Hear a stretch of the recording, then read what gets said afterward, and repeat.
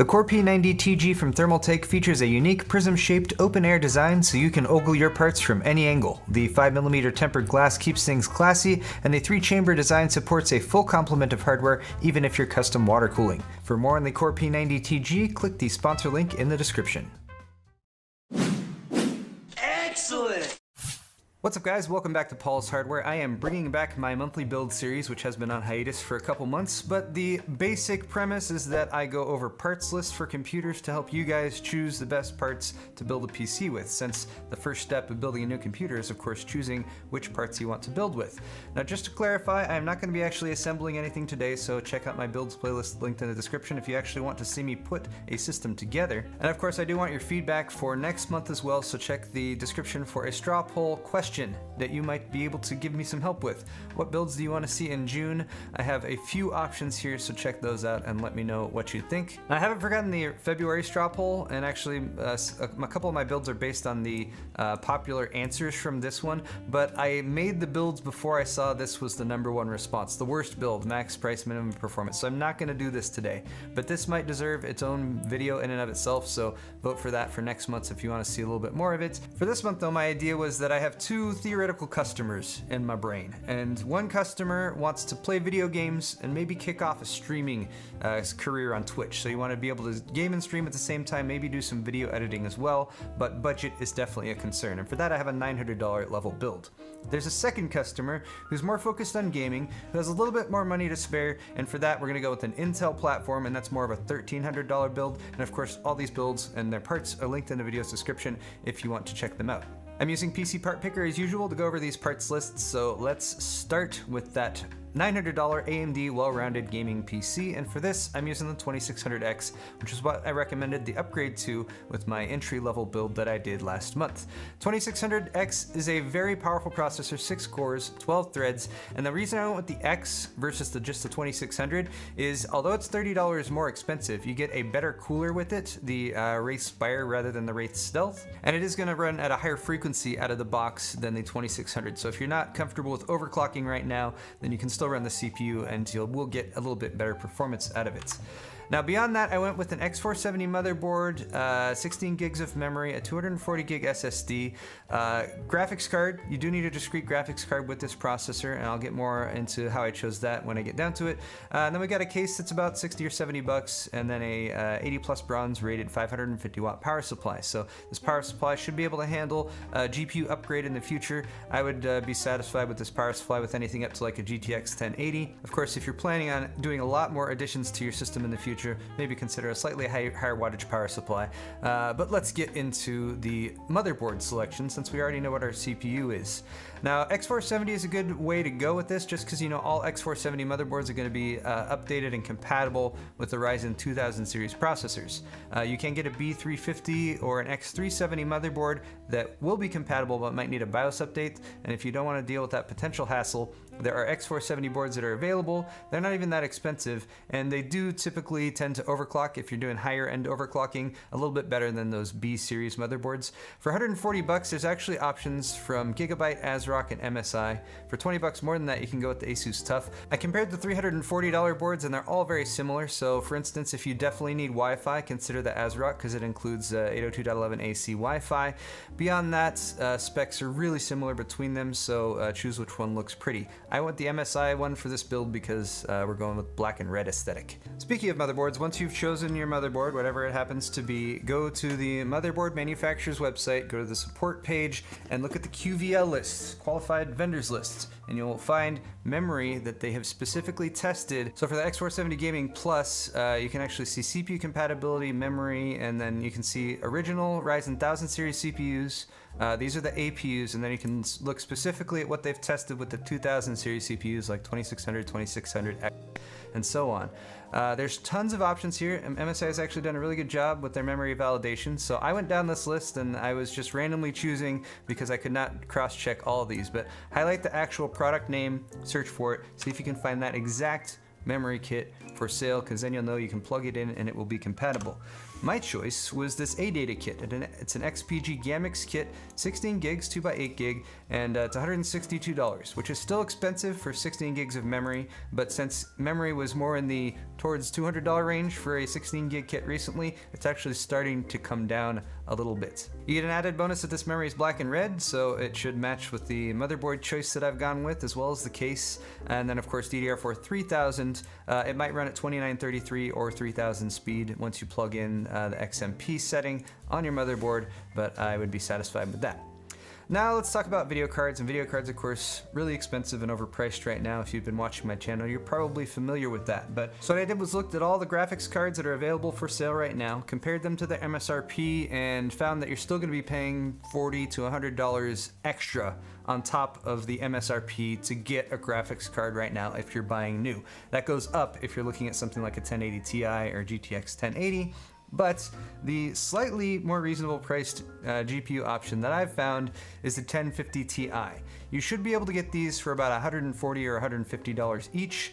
They're selling for $190 to $200 to $210-ish, but there are options and it's not that much more money. Since you need a discrete graphics card for this build, this is what I would recommend going with. It's perfectly adequate for 1080 gaming and probably a viable upgrade path in the future. Now, if you're looking at this build and you're like, yeah, this looks good, I want to do some streaming, 6 cores and 12 threads is great for that. Want to do maybe some video editing or some other heavy lifting with my computer, solid build for that for $900. There is a secondary option here that you should check out. You're gonna end up with slightly older hardware, but you will get a better graphics card. That is the AMD Crate bundle. This is the only one that's available right now, but it's $550, and this gets you 3 of your main components for your system.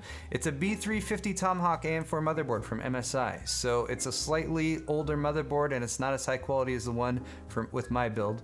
It's a Ryzen 5 1600 CPU. It's still 6 cores and 12 threads, just not quite as fast as the 2600X. And finally, you get an MSI Radeon RX 580 graphics card. This is actually an 8 gig version as well. These should sell for about $250, so you're actually getting it close to MSRP if you calculate the price of all of these things. Again, you're just going to be dealing with slightly older hardware, so that's a secondary option. If you get this exact setup, it will slot in with all of the other parts I've chosen on this list, so you can be happy and move forward with that. Rounding out the list though, again, I've just chosen a 240 gig SSD, and you should be able to find that for $60 or $70 right now.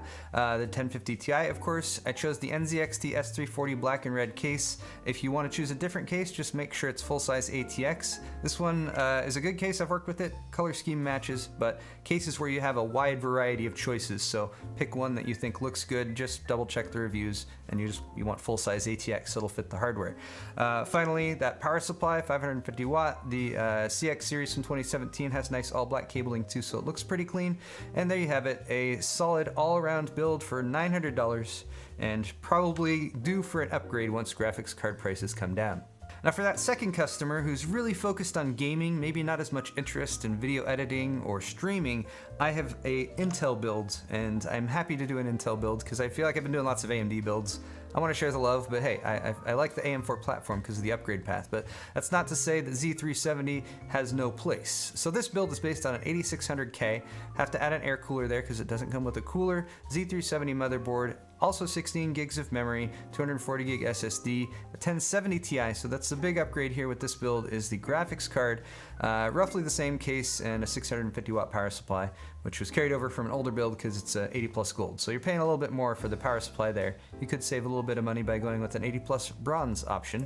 But here's the CPU. It's only 6 cores. You don't get hyper-threading, so you don't get 12 threads, and it's a little bit more money, and you don't get an air cooler. So this is why I've leaned towards the AMD CPUs, but if you test in CPU limited situations, the 8600K should give you a little bit more performance out of your graphics cards, especially something like a 1070 Ti, than you would get out of the Ryzen platform. So that's why we're going with this here. For the motherboard, I got the Asus Z370-A, only $150, $140 if you count the mail-in rebate card. A little bit of RGB accents going on there, and a solid all-around motherboard from Asus. I think anyone who gets this board would be pretty happy with it. It's missing some bells and whistles like a surface-mounted LED readout, or I think it does have it's got a MMOK and a power button mounted, so I do appreciate that. This is probably the area where AMD and Intel are kind of on the most equal footing. If you're looking for a solid mid-range $150-ish motherboard, there are good choices on either side. For the memory kit, for a little bit less than I chose for that for our Ryzen build, I have a Team T-Force Delta 2 RGB series, same speed DDR4 3000, and it's RGB, so you know, RGB is fun. I was actually looking at kits, and I don't really care about RGB with these types of builds because my focus is less on aesthetics and more on performance. But for roughly the same price, why not go with RGB? This is going to be a pretty nice looking build aesthetically, and RGB accents are pretty nice. And you can control it if you want a single color or turn it off or that kind of thing too. Moving on to storage, and here is where I just wanted to show you that I'm using a parametric filter from PC Part Picker. Basically, I've chosen the capacity range that'll give us about a 250 gig capacity SSD, sorted by lowest price, but I do recommend that you kind of reality check here the SSDs that are recommended, because whereas most SATA SSDs will get you kind of in the same ballpark of performance, there are some that are slightly better than others, and if it's a difference of $5 or $10, you might consider something that's a little bit more well-known or recognized. The Crucial MX500, for example, is a good option, but it's $75 instead of $60. So there you go, guys. Those are all the parts I would choose right now for a just under $1,300-ish build, again, depending on whether or not you're counting mail-in rebate prices.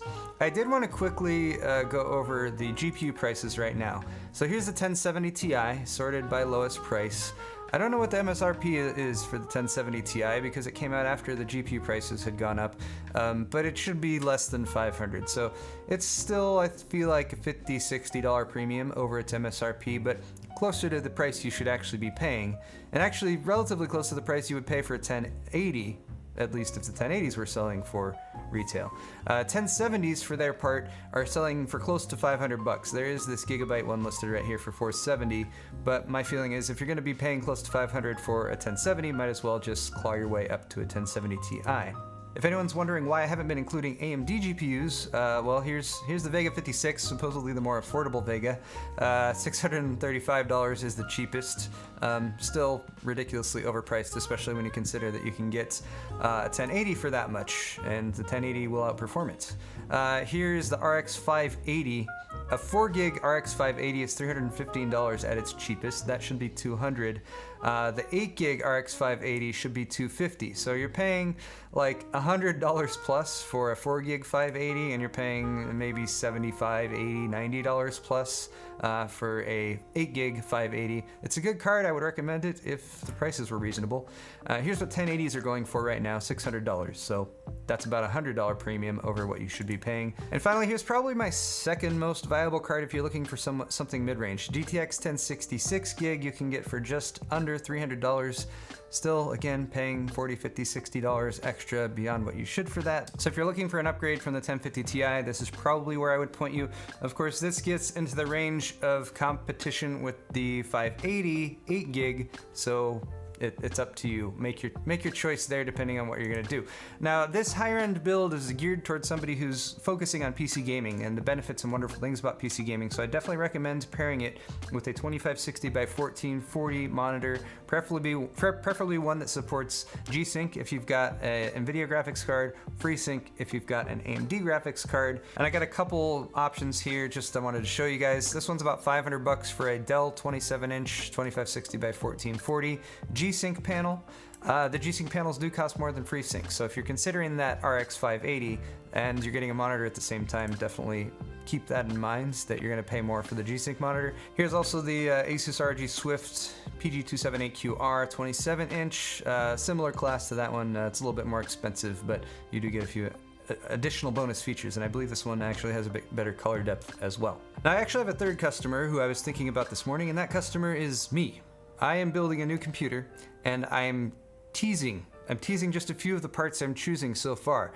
This computer is going to be built in collaboration with Corsair and Asus, so you might notice I'm using a lot of their components, but I wanted to at least give you guys an idea of what I have in mind. The build is going to be called Riptide, and see if you can figure out why.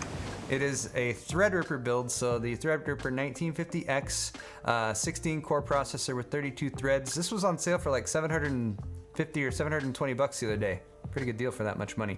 Bear in mind there's incompatibilities in these parts lists. These aren't fully completed yet, so please don't try to build a system off of this. Like the cooler is not compatible with Threadripper, and I gotta talk to Corsair about that.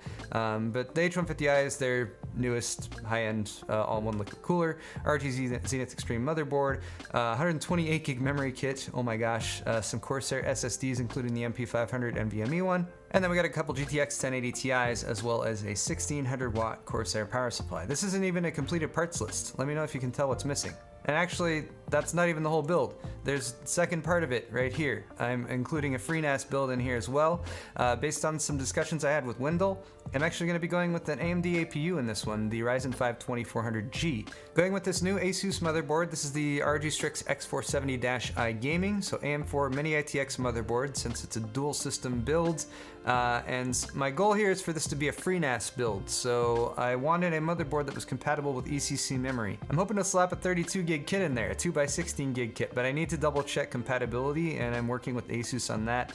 This kit has not been tested, but Kingston does have a 32 gig ECC DDR4 memory kit, only $440. Super reasonable.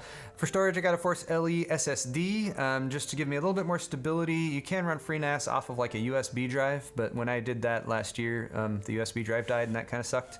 But for storage, mass storage, I got WD Red 8 terabyte drives. I haven't ordered these yet, so I got to figure that out for sure. But for 8 terabyte drives is 32 terabytes, which matches well with the 32 gigabytes. It's good to have about 1 gig of memory per terabyte of storage with FreeNAS. And finally, a Corsair SFX 80 plus gold rated modular power supply. So there's still some questions that need to be answered about that build, but it's going to be pretty awesome, pretty epic, and I'm looking forward to it, and hopefully we'll be getting started on that in the next couple weeks. So that will be my build for the month of May, and I will, of course, like I usually do, build that system and then test it and show you guys what happens and the performance and all that good stuff. So stay tuned for that, and if you have any questions or theories about the mysterious things that I did not clarify for sure, then leave those in the comment section down below, because I like when you guys comment on my videos. I also like when you hit the like button, or the thumbs up button as it is also commonly known, so feel free to do that for me as well on the way out. Thank you guys so much for watching this video, and we'll see you next time.